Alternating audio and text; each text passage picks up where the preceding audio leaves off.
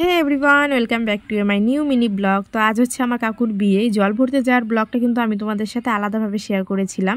আর এটা হচ্ছে বিয়ের ব্লগ, মানে আমরা যাব হচ্ছে বরযাত্রী হিসেবে। তো দেখো সুন্দরভাবে রেডি হয়ে নিয়ে রাস্তায় দাঁড়িয়ে আছি, বম ফাটানো হচ্ছিল, তারপরে চলে আসবে আমাদের গাড়ি। তো সেই গাড়িতে করে চলে এসেছি দেখো সোজা মেয়ের বাড়ি, মানে নতুন কাকিমণির বাড়ি।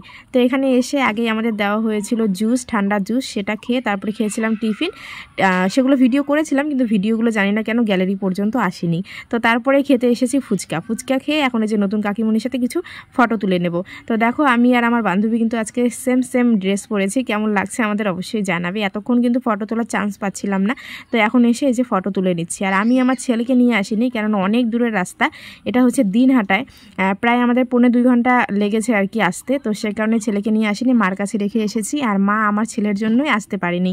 তাছাড়া আমার বাপের বাড়ির সবাই এসেছে, আমার শ্বশুরবাড়ির থেকেও আসেনি, শ্বশুরবাড়ির থেকে বউ ভাতের দিন আসবে। উনি কিন্তু বিয়ে শুরু হয়ে যাবে। আর এখান থেকে কাকিমণিকে নিয়ে যাওয়া হয়েছে মানে সিংহাসন থেকে, আর আমি একটু ফাঁকা পেয়েছি বলে একটু ঢং মারলাম।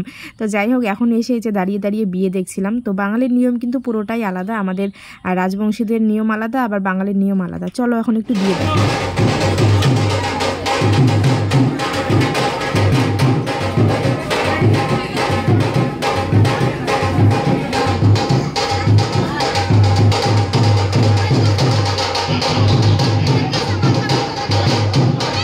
তো বিয়ে হচ্ছিল, আমরা আর দেরি করলাম না, সবাই খুব তাড়া দিচ্ছিল। এখন প্রায় 1:45 মতো বাজে, আমরা তাড়াতাড়ি করে চলে আসলাম খাওয়ার জায়গাতে।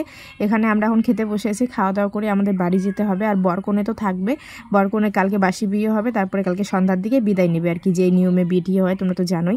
তো চলো আমরা খেতে বসে পড়েছি। আর কি খাওয়ার মধ্যে থাকে বিয়ে বাড়িতে তোমরা তো সবাই জানো।